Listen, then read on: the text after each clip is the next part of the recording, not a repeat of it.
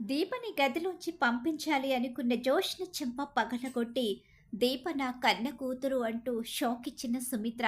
మరి సుమిత్రకు నిజం ఎలా తెలిసింది? అసలేం జరిగింది తెలుసుకోవాలనుకుంటే వీడియోనైతే చివరి వరకు మిస్ కాకుండా అయితే చూసేయండి. జోష్‌న నిజ స్వరూపం బయటపడాలని కోరుకునే వాళ్ళు వెంటనే మా వీడియోనైతే లైక్ చేసేయండి. ఇక్కడ చూస్తే ఇక పారిజాతమైతే జోష్న దగ్గరకొచ్చి, "నువ్వు నష్ట జాతకురాలివే. నువ్వు నష్ట జాతకురాలివి కాబట్టే నీ చేతితో నీ గొయ్యి నువ్వే తవ్వుకుంటున్నావు" అని చెప్పి అంటూ ఉంటుంది. గ్రాని, అవును గ్రానీనే చెప్తున్నాను. పిచ్చి పిచ్చి ప్రయత్నాలు చేసి ఇలాంటి పిచ్చి పనులు చేయకని చెప్తూ ఉంటుంది పారిజాతమైతే. ఇక్కడ చూస్తే ఇక ముగ్గురు ఒక గదిలో మాట్లాడుకుంటూ ఉంటారు. దశరథ, శివనారాయణ, కార్తీకు, జోష్న గురించి మాట్లాడుకుంటూ ఉంటారు. ఈ విషయంలో మీరెవరూ కంగారు పడవలసిన అవసరం లేదు. త్వరలోనే జోష్న తనేంటో తను తెలుసుకుంటుంది అని చెప్పేసి కార్తీక్ అయితే నచ్చి చెప్తూ ఉంటాడు. ఈలోగా ఏంటే ఇంకా నీకు టైం అవ్వలేదా పడుకోవడానికి? ఎందుకు ఇంకా నువ్వు పిన్నితో ముచ్చట్లు పెట్టుకొని కూర్చున్నావు? ఏం పిన్ని, నువ్వు పడుకోవా ఏంటి? అసలు అలా ఎలా అర్ధరాత్రి దాకా ఇద్దరు మాట్లాడుకుంటూనే ఉంటారా ఏంటి? ఏముంటాయేంటి అంతగా మాట్లాడుకునేవి? ఏంటత్తా, నువ్వు పడుకోవచ్చు కదా! ఎందుకు మమ్మల్ని ఇబ్బంది పెడుతున్నావు? నా గదిలోకొచ్చి పడుకున్నంత మాత్రాన నన్ను ఇబ్బంది పెట్టాలని ఉందా? ఏంటే చాలా ఎక్కువ మాట్లాడుతున్నావు. నాకు డిస్టర్బ్ అవుతుంది. మీ ఇద్దరు కాస్త పడుకుంటే నేను కూడా పడుకుంటాను. పిచ్చి పిచ్చిగా ఆలోచిస్తూ పిచ్చి పిచ్చి ప్రయత్నాలు చేస్తే రేపొద్దున్న మీ జీవితాలు ఎందుకు పనికి రాకుండా పోతాయి. పైగా నీకు పొగరు తప్ప మరో ఆలోచన ఉండదు. నీకున్న పొగరికి నీ జీవితం ఏమైపోతుందో అని నీ మేనత్తగా కాస్త భయంగానే ఉంది. ఏంటి, నా గురించి కూడా నువ్వు ఆలోచిస్తావా? మరి ఆలోచిస్తాను కదా! కానీ నీ గురించి కాదు, నా అన్నయ్య వదినల గురించి. నీ మీదే ప్రాణం పెట్టుకున్న నా అన్నయ్య వదిన నీకేదైనా జరిగితే తట్టుకోలేరు. అందుకనే నీ గురించి నేను ఆలోచించాల్సొస్తుంది. లేకపోతేనా అదే నువ్వు నా కన్న కూతురువైతేనా పట్టించుకోకుండా నిన్ను ఎప్పుడో ఇంట్లోంచి గెంటేసేదాన్నని చెప్పేసి అంటూ ఉంటుంది. అత్త, అవునే అత్తనే మాట్లాడుతున్నానే. ఇక నోరు మూసుకుని పడుకో అని చెప్పేసి ఇక కాంచనైతే పడుకుంటుంది. ఈలోగానే మళ్ళీ పారిజాతం వస్తుంది. అలా వచ్చేసరికి ఏమైంది? అసలే ఈవిడ పిచ్చి పిచ్చిగా మాట్లాడుతుంది. నువ్వెందుకు మధ్యలో నన్ను తినేస్తున్నావు? ఒసేయ్ ఒసేయ్, నువ్విలా ప్రశాంతంగా ఎలా పడుకుంటున్నావే? అక్కడ తల్లి కూతుళ్ళు ఇద్దరు ఒక గదిలోకి చేరారు. వాళ్ళు కనుక దగ్గరైపోయారంటే నువ్వు ఈ ఇంటి నుంచి బయటికి వెళ్ళిపోయే పరిస్థితి వస్తుంది. నువ్వు ప్రశాంతంగా ఉన్నావు అంటే వాళ్ళు కలిసిపోయే అవకాశం ఉంటుంది అని చెప్పేసి పిచ్చి ప్రయత్నం చేసి తాత మనవణ్ణి ఒక గదిలోకి పంపించావు. తల్లి కూతుర్ని ఒక గదిలోకి పంపించావు. ఇటు కార్తీకు మాయగాడే.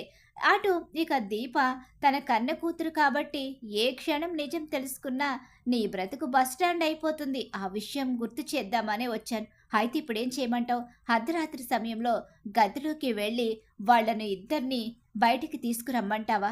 ఏమో ఏం చేస్తావో నాకు తెలీదు. నువ్వు మాత్రం ఏదో ఒకటి చేసి ఆ తల్లి కూతుళ్ళిద్దరూ ఒక గదిలో లేకుండా చెయ్యని చెప్పేసి అంటూ ఉండగానే సర్లే నేను చూస్తాను, నువ్వు వెళ్ళు అని చెప్పేసి అంటూ ఉంటుంది. ఇక జోష్‌నైతే జోష్న గ్రాని చెప్పింది కూడా నిజమే కదా! గ్రాని చెప్పినట్టు నేనెందుకు ఆలోచించకూడదు? ఎందుకంటే వాళ్ళిద్దరిది పేగు బంధం. ఏ క్షణంలో ఆ బంధం బయటపడినా నేను నిజంగానే బయటికి వెళ్ళిపోయే పరిస్థితి ఏర్పడుతుంది. ఈ ఇంటి వారసురాలైన దీప మహారాణిలా బ్రతుకుతూ ఉంటే, ఈ ఇంటి పని మనిషి కూతురిగా నేను ఆ దాసు ఇంట్లో బ్రతకాలి. ఆ బ్రతుకు నాకొద్దు. నేను ఆ బ్రతుకుని అస్సలు కోరుకోలేను. ఆ సిట్యుయేషన్‌ని ఊహించుకుంటేనే నా బ్రతుకు మీద నాకు అసహ్యం కలుగుతుంది. ఛీ! అయినా ఎందుకు భగవంతుడా? ఎందుకు నా తలరాతనిలా మార్చేశావు? గొప్పగా బ్రతకమని ఎందుకు ఈ ఇంటికి పంపించావు? నేను గొప్పదాన్ని కాదని ఎందుకు తెలిసేలా చేశావు? అని చెప్పేసి భగవంతుడిని అడుగుతూ ఉంటుంది మొదటిసారి జోష్న అయితే తన భవిష్యత్తు గురించి ఆలోచించుకుంటూ. సరే ఇలా ఆలోచిస్తూ ఉంటే అక్కడ తల్లి కూతుళ్ళు కలిసిపోయే ప్రమాదం ఉంది అని చెప్పేసి అనుకుంటూ ఉంటుంది జోష్న. ఈలోగా ఇక్కడ చూస్తే కార్తీక్‌తో అంటూ ఉంటాడు శివన్నారాయణ. కార్తీక్, ఏంట్రా ఇదంతా? అసలు ఏం జరుగుతుందిరా? మా చుట్టూ ఏం జరుగుతుందో మాకైతే తెలియకపోవచ్చు. కానీ ఖచ్చితంగా నీకైతే తెలుస్తుంది అనుకుంటున్నాను. నువ్వు నీకై నువ్వు సొంతగా సంకెళ్ళు ఎందుకు వేసుకున్నావు? దీప నువ్వు ఈ ఇంటి పని మనుషులుగా ఎందుకు బ్రతుకుతున్నారు? గొప్ప ఫ్యూచర్ ఉన్న నువ్వు కేవలం ఆఫ్టర్ ఆల్ ఈ ఇంటి కారు డ్రైవర్‌గా ఎందుకు బ్రతకాలి అనుకుంటున్నావురా? ఎవరైనా సరే గొప్పగా బ్రతకాలి, భార్యాబిడ్డల్ని గొప్పగా చూసుకోవాలి అని కోరుకుంటారు. ఇక కాంచన విషయానికి వస్తే కొడుకు గొప్పగా బ్రతికితే చూడాలని ఆశపడుతుంది. గొప్పగా బ్రతికే అవకాశం చేతిలో ఎంతో గొప్ప టాలెంట్ ఉన్నవాడివి నువ్వు. కానీ ఎందుకిలా ఇక్కడ బానిస బ్రతుకు బ్రతుకుతున్నావు? అగ్రిమెంట్ చింపేసే అవకాశం ఎన్నో సార్లు నీకొచ్చింది. కానీ ఎందుకు నువ్వు అగ్రిమెంట్‌ని చింపకుండా ఇక్కడే జోష్న చెప్పిన ప్రతి పని చేస్తూ చివరకు నీ భార్యకి జోష్న దూరంగా ఉండమన్నా సరే ఎందుకు దూరంగా ఉంటున్నావు? అసలు ఇదంతా ఎందుకు చేస్తున్నావురా? ఏదో బలమైన కారణం లేకుండా నువ్విది చేస్తున్నావంటే నేను నమ్మను. ఎందుకు? అసలు ఎందుకు ఇలా ఉంటున్నారు? కడుపుతో ఉన్న భార్యని తీసుకొచ్చి ఈ ఇంట్లో పని మనిషిగా పెట్టావు. నువ్వు డ్రైవర్‌గా బ్రతుకుతున్నావు. ఇది తేలిగ్గా తీసుకోవాల్సిన విషయం కాదు. చెప్పరా? అసలు కారణం ఏంటి అని చెప్పేసి శివన్నారాయణ కార్తీక్‌ని అడుగుతూ ఉంటాడు. ఇక దశరథ్ అయితే నాన్న నేను చెప్తాను మావయ్య, నువ్వాగు మావయ్య అని చెప్పేసి దశరథని నిజం చెప్పనివ్వడు కార్తీక్. ఏంట్రా వాడేం చెప్పాలనుకుంటున్నాడు? నువ్వెందుకు ఆపుతున్నావు? అసలు అంత పెద్ద బలమైన కారణం ఏముంది? జోష్న ఎంతగానో అవమానిస్తున్నా ఎందుకు ఈ ఇంట్లోనే అవమానాలు భరిస్తూ ఉంటున్నారు? జోష్నకి ఎంత స్థానమైతే ఉందో నీకు కూడా ఈ ఇంట్లో అదే స్థానం ఉన్నప్పుడు కూడా సమాన హక్కుని తీసుకోకుండా ఎందుకిలా ఉంటున్నారు? చెప్పరా అని చెప్పేసి అడుగుతూ ఉంటాడు శివన్నారాయణ. తాత, ఇప్పుడు నీకు ఏమీ చెప్పలేకపోవచ్చు. కానీ టైం వచ్చినప్పుడు నీకు అన్నీ తెలుస్తాయి. నీ మనవరాల్లాంటి దీప ఈ ఇంటి పని మనిషిగా ఎందుకుంటుందో, నీ మనవడు ఈ ఇంటి డ్రైవర్‌గా ఎందుకు బ్రతుకుతున్నాడన్నది నువ్వు ఖచ్చితంగా తెలుసుకునే టైం త్వరలోనే ఉంది. అంతవరకు నన్నేమీ అడగొద్దు. ఈ ఇంటిని వదిలేసి ఎక్కడికి వెళ్ళడానికి నీ మనవడు సిద్ధంగా లేడు. నిజమే, నేను తలుచుకుంటే ఖచ్చితంగా డబ్బు సంపాదించుకోగలను, పేరు సంపాదించుకోగలను. నేను చదువుకున్న చదువుకి గొప్ప ఉద్యోగం దొరుకుతుంది, గొప్ప భవిష్యత్తు కూడా ఉంటుంది. కానీ అవన్నీ సంపాదించుకుంటాను. ఖచ్చితంగా నా భార్య బిడ్డలకి గొప్ప జీవితాన్ని ఇస్తాను. కాకపోతే కొన్ని చిక్కుముడులు ఉన్నాయి. అవన్నీ విప్పిన రోజున నా జీవితానికి నేను ఒక మంచి బాటని ఏర్పరచుకుంటాను. నీ మనవడి మీద నీకా నమ్మకం ఉంది కదా అని చెప్పేసి అంటూ ఉంటాడు. ఇక కార్తీక్ అయితే సరేరా, అర్థమైంది. ఇప్పుడు నేను అడిగినా సరే నువ్వేం చెప్పవని అర్థమవుతుంది. సరే అయితే ఏదో ఒకరోజు నిజం తెలుస్తుంది. ఆ రోజు అప్పుడే మిమ్మల్ని ప్రశ్నిస్తాను. ఈ దశరథికి కూడా నిజం తెలిసేమో అని నాకు అనిపిస్తుంది. ఇప్పుడు నువ్వు చెప్పొద్దన్నావు కాబట్టి వాడు కూడా నిజాన్ని చెప్పడు. అందుకనే నేను మౌనంగానే ఉండిపోతున్నాను అని చెప్పేసి శివనారాయణ అంటూ ఉంటాడు. ఈలోగా ఇక్కడ చూస్తే దీప అలాగే సుమిత్ర ఇద్దరు మాట్లాడుకుంటూ ఉంటారు. ఏంటి, నీకు కూడా అమ్మమ్మ ఒడిలో పడుకోవాలని ఉంది కదా అని చెప్పి అంటూ ఉండగానే, ఎందుకుండదు, కన్న తల్లికి దూరమైంది. కన్న తల్లి ఒడిలో పడుకోవాలని ఏ ఆడపిల్లకి ఉండదు. పైగా కడుపుతో ఉన్న ఆడపిల్ల తల్లి ప్రేమని ఎంతగానో కోరుకుంటుంది. తల్లి దగ్గర ఉంటే తనకి ఎంతో సంతోషంగా ఉంటుంది. కడుపుతో ఉన్న ఆడపిల్లకి తల్లి ఎన్నో రకాలుగా ఇక ఆ బిడ్డని చూసుకుంటూ ఒక కంటి పాపలా కాపాడుకుంటూ వస్తుంది. అలాంటి తల్లి కావాలని ఎవరికుండదు. ఇప్పుడు నేను నీకు అమ్మలాంటి దాన్నే కదా దీప. నాకు అమ్మలాంటి దానివేంటి? నువ్వు నాకు అమ్మవే. కానీ ఆ విషయాన్ని నేను చెప్పలేను. ఇప్పుడు చెప్పే పరిస్థితి కూడా కాదు. చెప్పినా నువ్వు తట్టుకోలేవమ్మా అని చెప్పేసి దీప అనుకుంటూ ఉంటుంది. ఆ కన్నీళ్ళే చెప్తున్నాయి, నీకు నీ మనసులో మీ అమ్మ మీద ఎంత ప్రేమ ఉందో అని. నీ తల్లిదండ్రులంటే నీకెంత ప్రాణమో అర్థమవుతుంది. కానీ అన్నిటికీ సమస్యలకు పరిష్కారం దొరుకుతుంది. నీకు కూడా నీ కన్నిటికి త్వరలోనే విముక్తి కలుగుతుంది అనిపిస్తుంది. అదెలా సాధ్యమవుతుందమ్మా? ఏమో, భగవంతుడు ఏదో రూపాన మన కన్నీళ్లు తుడుస్తూ ఉంటాడు. అందుకనే నీకు కూడా ఆ మంచి రోజు వస్తుందేమో అనిపిస్తుంది. కార్తీక్ లాంటి గొప్ప భర్త దొరికాడు. తల్లి తండ్రి అన్నీ వాడే అయి చూసుకుంటున్నాడు. అంతకు మించిన అదృష్టం ఏముంది దీప? నిజమే బావ అమ్మా నాన్నలా చూసుకుంటున్నాడు కాదు, అంతకన్నా ఎక్కువగా చూసుకుంటున్నాడు. కానీ తల్లిదండ్రుల ప్రేమ కూడా కావాలి కదా! ఏం చేస్తాము? ఎవరికి ఎంతవరకు అదృష్టముందో అంతే కదా! కానీ త్వరలోనే అన్ని రకాలుగా నీ జీవితం బావుంటుందని నాకు అనిపిస్తుంది దీప. నీకు బిడ్డ పుట్టేసరికి ఖచ్చితంగా నువ్వు సంతోషంగా ఉంటావు అని నా మనసు ఎందుకో చెప్తుంది అని చెప్పేసి సుమిత్ర అదో రకంగా మాట్లాడుతూ ఉంటుంది. సరే అయితే, ఇప్పుడు నీకు నీ తల్లి ఒడిలో పడుకోవాలని ఉంది కదా! అని చెప్పి అంటూ ఉండగానే, అవును. నిజంగానే ఉంటుంది కదా అమ్మకి మరి. అమ్మని నీ ఒడిలో పడుకోబెట్టుకుంటావా అమ్మమ్మ అని చెప్పేసి అడుగుతూ ఉంటుంది శౌర్య. ఎందుకు పడుకోబెట్టుకోనే? అది నా కూతురే కదా! అదే నా కూతురు లాంటిదే కదా! అని చెప్పేసి సుమిత్ర అంటూ ఉంటుంది. సరే రా దీప, ఇలా పడుకో అని చెప్పనేసరికి దీప కళ్ళ నిండా నీళ్లు నిండిపోతాయి. తల్లిని చూసుకునేసరికి తన తల్లి ఒడిలో ఎప్పుడైతే పడుకోమంటుందో దాంతో చిన్నతనంలో నీ ఒడిలో ఆడుకోవాలి, నీ ప్రేమని పొందాలి, కానీ నీ ఒడిలో ఆడుకోకుండానే నన్ను నీ నుంచి దూరం చేశారు. కళ్ళు తెరవక ముందే, నువ్వెవరో నాకు తెలియకముందే నీ ప్రేమ నాకు దక్కకుండా చేశారు. కానీ ఆ ప్రేమ ఇప్పటికీ ఈ రూపంలో దక్కుతుందని నాకు అస్సలు తెలియదు. ఆ భగవంతుడు ఈ రూపంలో నాకు అవకాశాన్ని ఇచ్చినట్టున్నాడు అని చెప్పేసి అనుకుంటూ తన తల్లి దగ్గరికి వెళ్ళి తల్లి ఒడిలో పడుకుంటుంది. ఇక్కడ చూస్తే జోష్న ఆలోచించుకుంటూ ఉంటుంది. ఇలా ఆలోచించుకుంటూ నేను ఇంకా ఆలోచిస్తూ ఉంటే నా బుర్ర పేలిపోయేలా ఉంది. ఇప్పటికే తల బద్దలైపోతుంది. ఆలోచించి ఆలోచించి విసుగొచ్చేస్తుంది. జోష్న ఆలోచించదు. ఏ పని అయినా చేసేయడం తప్ప ఆలోచించడం, ఎదురు చూడడం ఈ జోష్న హిస్టరీలోనే లేదు. చెప్తాను. ఆ గదిలోంచి ఆ తల్లి కూతుళ్లను బయటికి తీసుకొచ్చేస్తాను. ఎలా వేరు చేస్తానో చూడు దీప. నువ్వు మీ అమ్మ దగ్గరికి వెళ్ళి కబుర్లు చెప్పుకుంటున్నావేమో.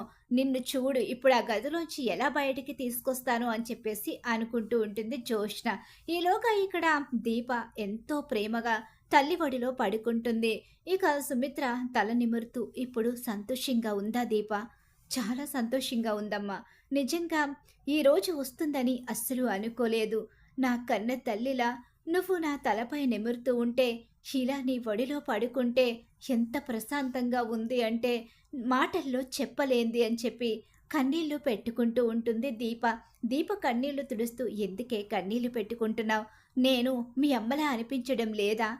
నా ప్రేమ నీకు మీ అమ్మ ప్రేమలా అనిపించడం లేదా అని చెప్పేసి అంటూ ఉండగానే షీలోగా ఎందుకు లేదు, అమ్మను మించిన ప్రేమని అందిస్తున్నావు, నువ్వు ఎంతో గొప్ప ప్రేమని చూపిస్తున్నావు, నిన్ను మించిన అమ్మ ఎవరుంటారు అని చెప్పేసి అంటూ ఉండగానే షీలోగానే జోష్న ఆవేశంగా లోపలికైతే వస్తుంది. అలా జోష్న వచ్చేసరికి ఇక దీప సుమిత్ర ఒడిలో పడుకొని ఉంటుంది. అది చూసిన జోష్న ఒక్కసారి షాక్ అయిపోతుంది. నేను అనుకున్న దానికన్నా ఈ లోపల ఇంకా పెద్ద డ్రామానే నడుస్తుంది. ఇది నేను అస్సలు ఊహించలేదు. ఇది నేను తట్టుకోలేను కూడా. దీప అంటూ లోపలికైతే వస్తుంది. ఏంటే, ఎందుకంత గట్టిగా అరుస్తూ వచ్చావు? ఒక్కసారే కంగారు పడ్డాం తెలుసా? ఏ, నీ ఒడిలో పడుకున్న ఈ చంటి పిల్ల టెన్షన్ పడిపోతుందా ఏంటి? జోష్న. అవును మమ్మీ, జోష్ననే మాట్లాడుతున్నాను. అసలు దీపని నీ ఒడిలో ఎందుకు పడుకోబెట్టుకున్నావు? దీప నీ ఒళ్ళో ఎలా పడుకుంటుంది? అసలు ఇదంతా ఏంటి మమ్మీ?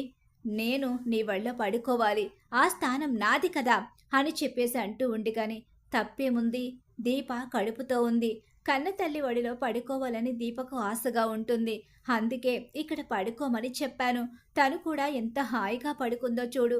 ఈలోగా నువ్వొచ్చి అరిచేసరికి తను ఒక్కసారే ఉలిక్కి పడి లేచింది. కడుపుతో ఉంది కదా, ఎందుకంత గట్టిగా అరుస్తావు? మమ్మీ, నువ్వు చేసింది నాకు నచ్చలేదు. తను ఈ గదిలోంచి వెళ్ళిపోవాలి. దీప, నువ్వు నీ కూతుర్ని తీసుకుని వెంటనే ఈ గదిలోంచి వెళ్ళిపో. ఒక్క క్షణం కూడా ఈ గదిలో ఉంటే ఊరుకునేది లేదు అని చెప్పేసి అంటూ ఉండగానే, ఎందుకు వెళ్ళాలి? వాళ్ళు ఇక్కడే పడుకుంటారు. మీ డాడీ చెప్పారు కదా, నువ్వు ఎందుకు వచ్చి గొడవ చేస్తున్నావు? లేదు, తను ఈ గదిలోంచి వెళ్లాల్సిందే. లేదు, తను ఇక్కడే ఉంటుందని చెప్పేసి అంటూ ఉంటుంది సుమిత్ర. లేదు మమ్మీ, ఈ స్థానం నాది, ఈ గది నాది. నువ్వు నా మమ్మీవి. తను ఇలా పడుకోవడం నాకు నచ్చలేదు. తనని పంపించే గదిలోంచి అని చెప్పి అంటూ ఉండిగానే, అమ్మ మేము బయటికి వెళ్ళి బయట సోఫాలో పడుకుంటాము అని చెప్పేసి దీప వెళ్ళబోతూ ఉంటుంది. లేదు దీప, వెళ్ళనివ్వు మమ్మీ. తను ఇక్కడి నుంచి వెంటనే వెళ్ళిపోవాలి అని చెప్పేసి అంటూ ఉండగానే, ఎందుకే ఇలా చేస్తున్నావు? అవును, నాకు పిచ్చి పట్టింది. నాకు ఇలా చూస్తే నిజంగానే పిచ్చి పడుతుంది. పిచ్చిదానిలా ప్రవర్తించుకు. తను కడుపుతో ఉందని చెప్తున్నాను కదా! కడుపుతో ఉంటే ఏంటి? కడుపుతో ఉంటే నీ దగ్గరే ఉండాలని లేదు కదా! తన భర్త ఉన్నాడు కదా! తన భర్తకి నువ్వే కదా దూరం చేశావు. అయినా సరే అత్తుంది కదా! అత్త చూసుకుంటుంది. నాకిలా నచ్చడం లేదు. వెళ్ళిపో అని చెప్పి దీపని బలవంతంగా ఇక ఆ బెడ్ నుంచి లేపి బయటకు పంపించేయబోతూ ఉండగానే జోష్న చెంప పగలగొడుతుంది. ఎవరి గదిలోంచి ఎవరిని పంపించేస్తావు? అసలు దీప ఎవరనుకుని పంపించాలి అనుకుంటున్నావు?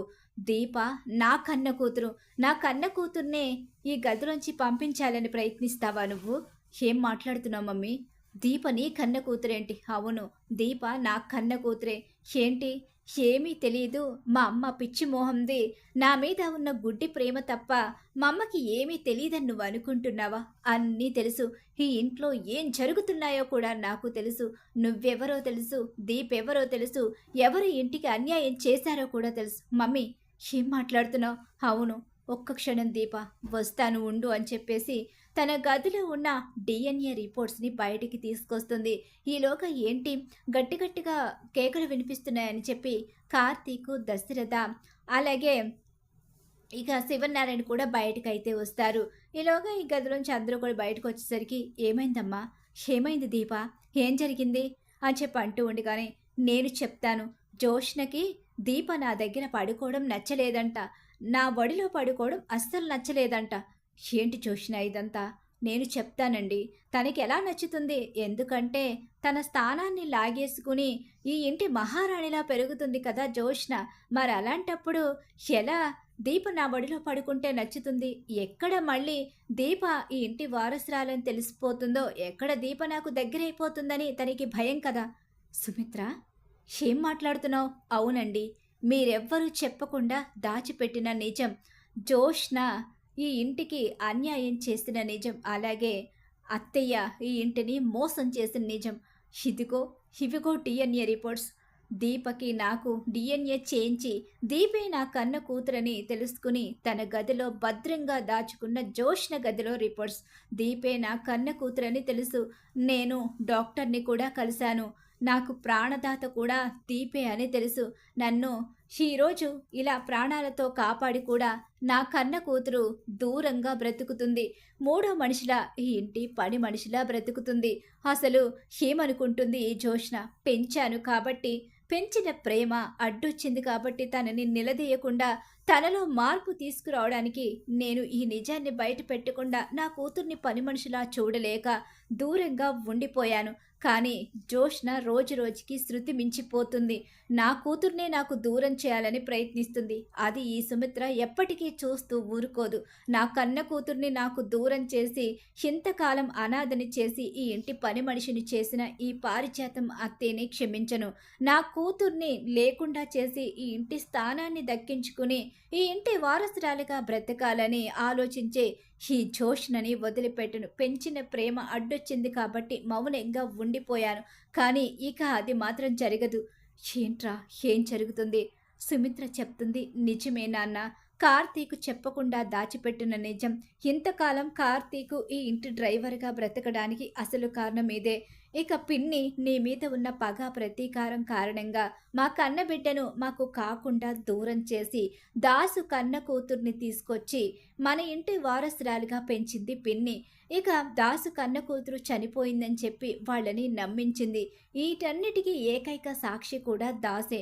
దాసు ఈ నిజాన్ని చూసి కూడా చెప్పకుండా వెళ్ళిపోయాడు. ఎందుకంటే ఈ నిజం తెలిసిన వాళ్లను పిన్ని చంపించేసింది కాబట్టి దాసు భయపడ్డాడు. ఆ తర్వాత తిరిగి వచ్చాడు.